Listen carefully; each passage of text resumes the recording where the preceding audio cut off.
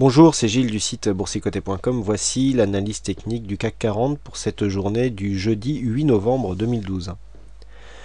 Avec aujourd'hui donc une séance de continuité baissière, puisque malgré ici une ouverture en hausse, puisque nous avons ouvert à 3434,03, le plus haut a été marqué à 3440,77 avant de revenir marquer un point bas à 3400,24 pour revenir en clôture à 3407,68.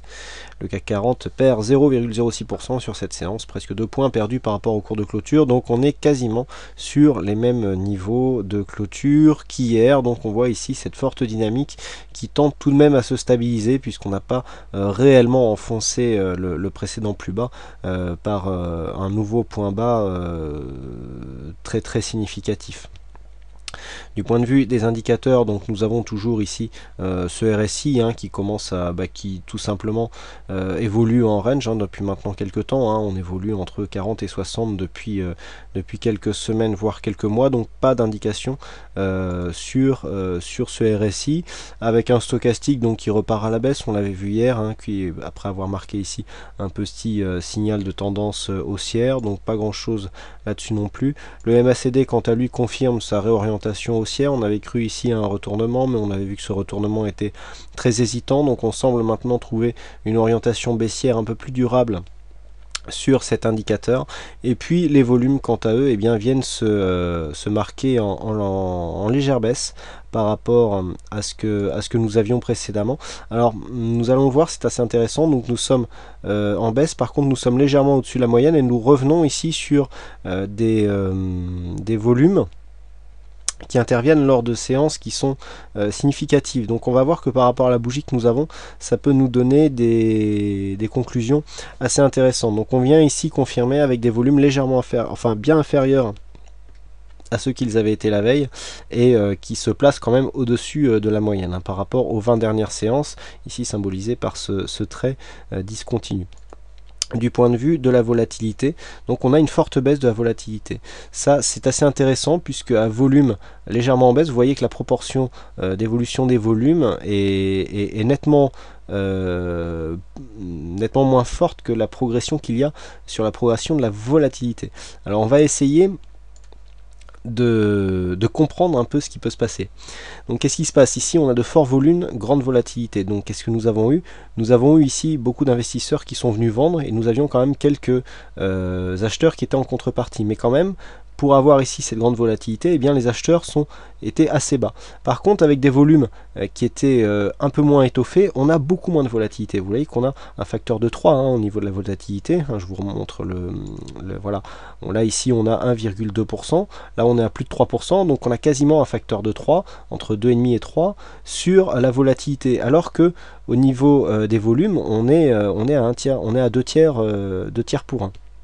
Donc le fait ici d'avoir moins de baisse alors que nous avons 2 tiers de volume, montre que sur des volumes comparables, si on avait eu 2 tiers de volume avec 2 tiers de volatilité, par exemple si on avait eu 2% de volatilité, on aurait pu dire que la tendance ici était en train de continuer. Par contre, le fait d'avoir 2 tiers de volatilité et seulement 1 tiers de volume, nous montre que par rapport à la chute, les vendeurs ont trouvé plus de contrepartie en face. Donc ça c'est assez intéressant, parce que ça prouve que ce mouvement ici est en train de quelque part de s'essouffler, que des acheteurs commencent à se positionner sur le marché. Alors nous avons cassé ici cette zone des 3416, zone qui est support, qui était qui est toujours une zone charnière. On n'est pas encore venu chercher ici la zone des 3380, mais on sent que là les cours sont en train de se stabiliser au-dessus des 3400 points. Donc pour l'instant, nous n'avons aucun signe de retournement, mais on sent que pour l'instant, la totalité de la tendance n'est pas relayée, quoi qu'il en soit. Sur cette bougie, moi personnellement, j'attendais un rebond technique aux alentours de 3460. Ce rebond technique n'est toujours pas arrivé. On est resté ici à 3440, donc on a à peine retracé un tiers de la bougie. Le fait de retracer un tiers de cette bougie, si on trace ici un retracement de Fibonacci, nous pouvons nous rendre compte que au niveau des retracements, on est sur quasiment, on n'est même pas venu retracer les 38,2. Vous voyez qu'on a ouvert sur le 23,6. On va agrandir un petit peu Voilà, on a ouvert sur le 23,6, on a commencé à monter et puis finalement on est redescendu. On n'a même pas venu ici au niveau du 38,2. Donc le fait de ne pas arriver à consolider ici sur cette zone nous montre que la pression baissière existe toujours. Donc ça c'est aussi à prendre en ligne de compte. Donc bon, sur cette séquence, on reste quand même sur une tendance baissière.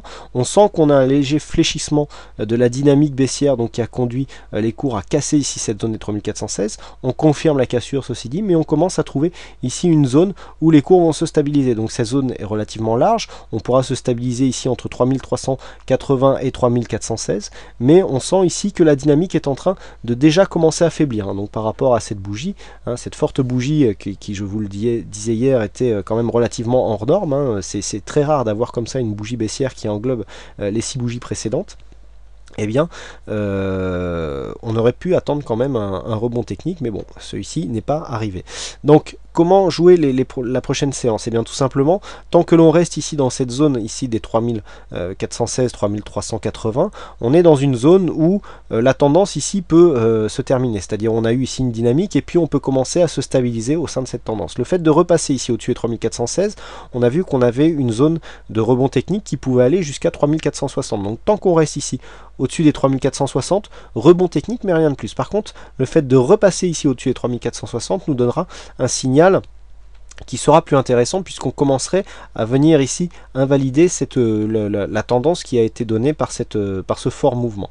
Donc on reste baissier du point de vue de la tendance court terme, stabilité possible entre 3380 et 3416, et ici zone d'évolution probable entre 3416 et 3460 pour un rebond technique, phase d'invalidation ici. Par contre, si nous cassions ici les 3380, on aurait une réactivation de la dynamique baissière qui nous emmènerait sur des nouveaux plus bas et certainement les 3350 qui correspond à un plus bas ici significatif qui avait été marqué à 2 reprises lors de la séance du 1er octobre et lors de cette séance ici du 11 octobre de cette année. Donc voilà ce que l'on peut dire sur cette analyse technique. Et aujourd'hui c'est Titi qui gagne au jeu du fixing, donc bravo à toi Titi. Et puis quant à moi, après cette longue interview accordée donc sur le site Vidéo Bourse, il ne me reste plus qu'à vous souhaiter à toutes et à tous une bonne soirée, bonne chance dans vos trades futurs, et je vous donne rendez-vous dès demain pour d'autres analyses techniques en vidéo, non sans vous avoir indiqué que le bilan de l'année 2011 est enfin sorti pour la stratégie TurboCAC, dont vous pouvez regarder dans les listes de diffusion du site pour trouver donc cet article, ou alors sur la page de la stratégie TurboCAC sur la boutique du site. Voilà, bonne soirée à tous et bon trade, et à demain pour d'autres analyses techniques en vidéo. Bonsoir.